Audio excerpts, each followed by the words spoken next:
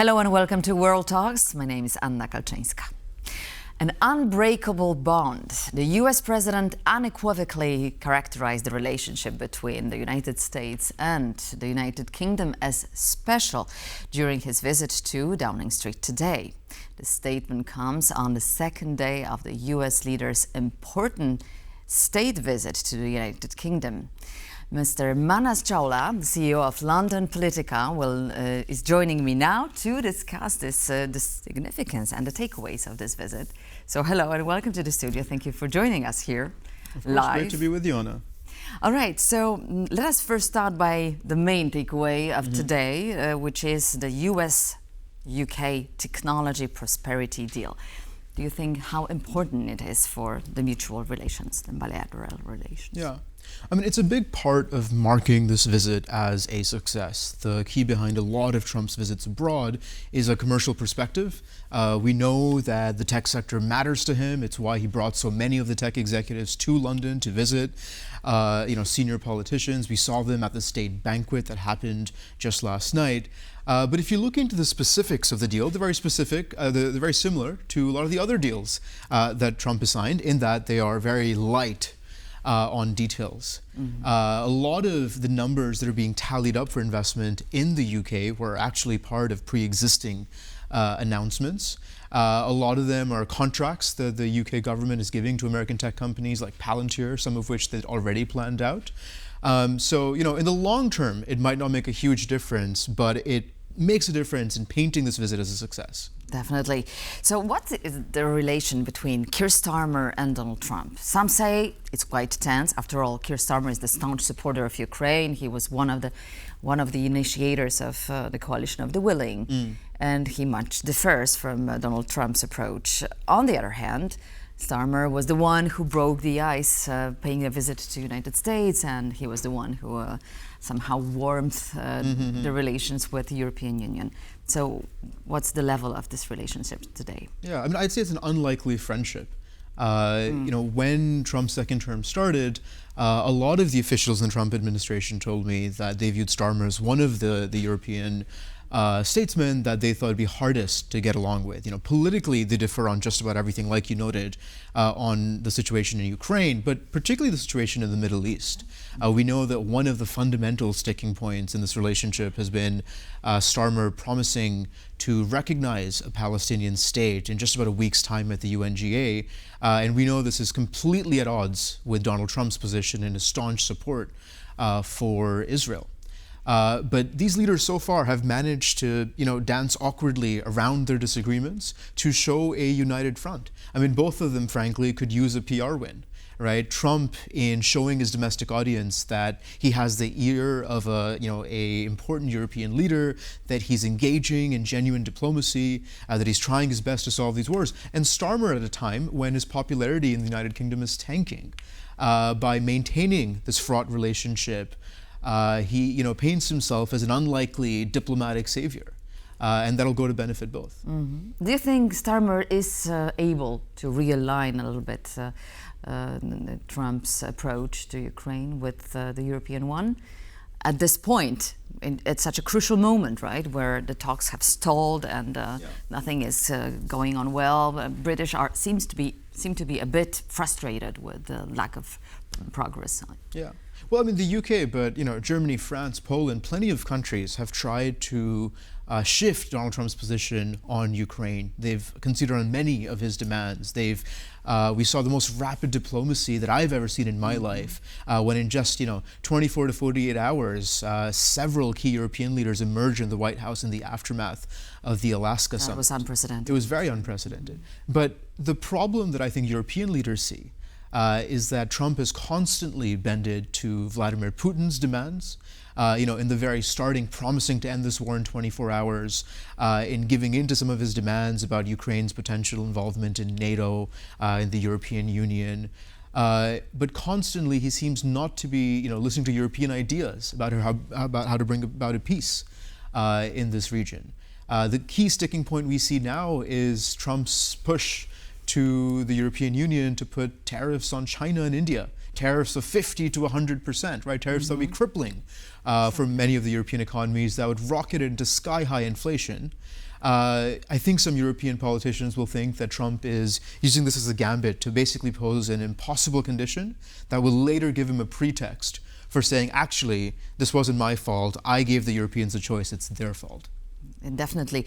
Although some see it also as a way of pushing Viktor Orban, for that matter, or the Slovakian Prime Minister also to adjust to European policy of doubling on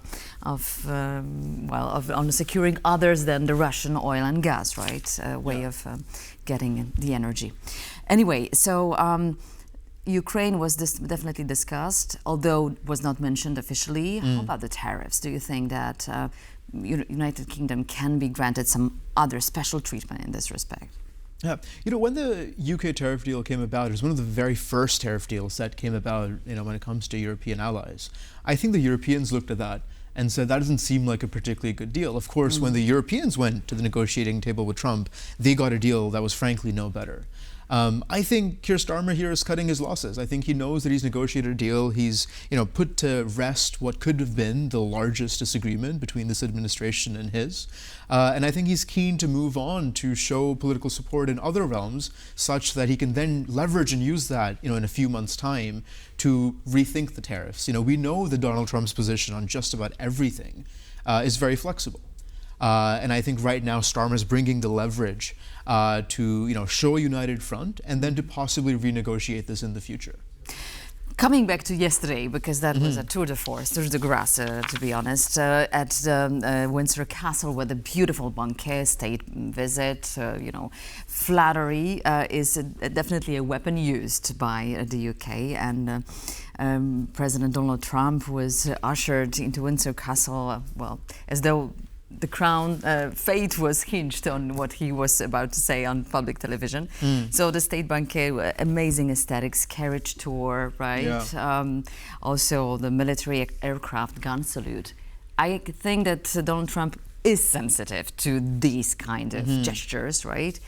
But also we saw a nice gesture by Melania Trump, the First Lady, and Queen Camilla wearing blue and yellow.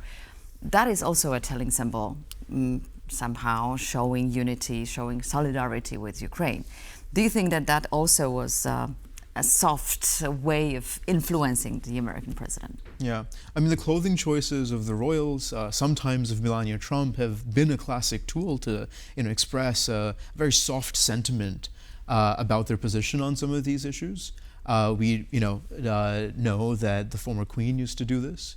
But in this context, to be completely frank, I wouldn't read it as a signal into Donald Trump's administration. I think many people influence his worldview, but Melania Trump or the State Department or indeed many American diplomats aren't part of that equation. I think very few people have his ear on this occasion, and so I wouldn't really dial in on that as a clue to what he'll do next in this war. Because some say that Melania is the one very sensitive to Ukrainian cause, and she would be the one writing this letter in favor of the Ukrainian abducted children to Vladimir Putin. So she has a certain role to play in this respect, definitely. Yeah, and Trump said himself that there would be times where he would negotiate something with Putin over a phone call, and he'd come home and it'd be Melania Trump. Exactly. That would, convince him that a lot of Putin's, words were quite hollow. Also, King Charles had a very powerful speech in which he said, "We fought together to defeat the forces of tyranny," alluding to the United States and United Kingdom. And today, tyranny is again a threat to Europe. So that was obviously a sort of, without saying Russia, it was about Russia.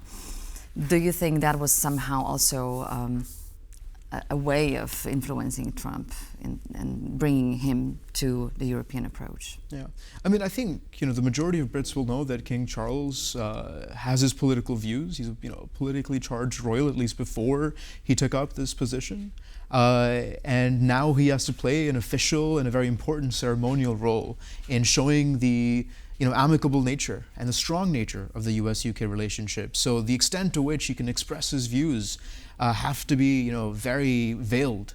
And that's, I think, what we saw is, talking about Russia without even saying the word Russia. Ultimately, though, will this change, President Trump's mind? Will it have any effect on his policies? I don't think so. I think, President Trump used the first day of the visit, to Windsor Castle, to the state banquet, largely as, performative political theater for a domestic audience at home. Very few people in the domestic audience will be, nitpicking King Charles's words to figure out what that said. Instead, it's really the political conversation with Keir Starmer that happened today that matters. And of that, on Russia-Ukraine, we got very few details, particularly in the press conference. Things are focused on many other things. So a lot of this diplomacy will happen, in back channels and secret sort of closed doors that we'll never hear of. But politically, this doesn't seem to be the salient issue in the US-UK relationship. All right. This visit comes amid large protests, thousands of people protesting in London. So it's also a very peculiar time for both leaders, right? And UK as well. Yeah. United Kingdom, the American president doesn't seem to be very popular in London and in UK. No, he doesn't seem to be. But look, at the same time, last week, there was a march in the UK where 150,000 people came on the streets of London, a lot of them in support of President Trump. So the UK has a healthy, I'd say, conversation on both sides. But what is interesting is that the Mayor of London, Sadiq Khan, has been particularly outspoken at times of his distaste for President Trump. He's accused President Trump of sowing division and hatred in the United States and abroad. And we know that President Trump doesn't quite like the Mayor of London in that capacity. It's been brought up in press briefings before with the British Prime Minister. So far, they've avoided that issue becoming a bigger one. But I'd say that is one to watch out for in the future. And how about UK being outside the European Union? Is this a factor that also plays a role in this dual relationships? I think, the Trumps have always had a distaste for the European Union. I think they see Brexit as a successful political project. They see it as something that's good for the United Kingdom, that gives it, sovereignty and autonomy to make its own trade and tariff deals. And that plays a slightly positive role in their minds. But to the UK's detriment, it also means that it's harder to coordinate with their European allies on policy. It's harder to present a united front to the American president. And so I think both things sort of balance each other out at some point. Thank you, Manas Chawla. Thank you for joining us today, and we wish you a pleasant stay in Warsaw. Thanks so much for having me, Anna. Thank you. And thank you for watching World Talks. This is TVP World. Please stay tuned for more news and more other commentaries to come.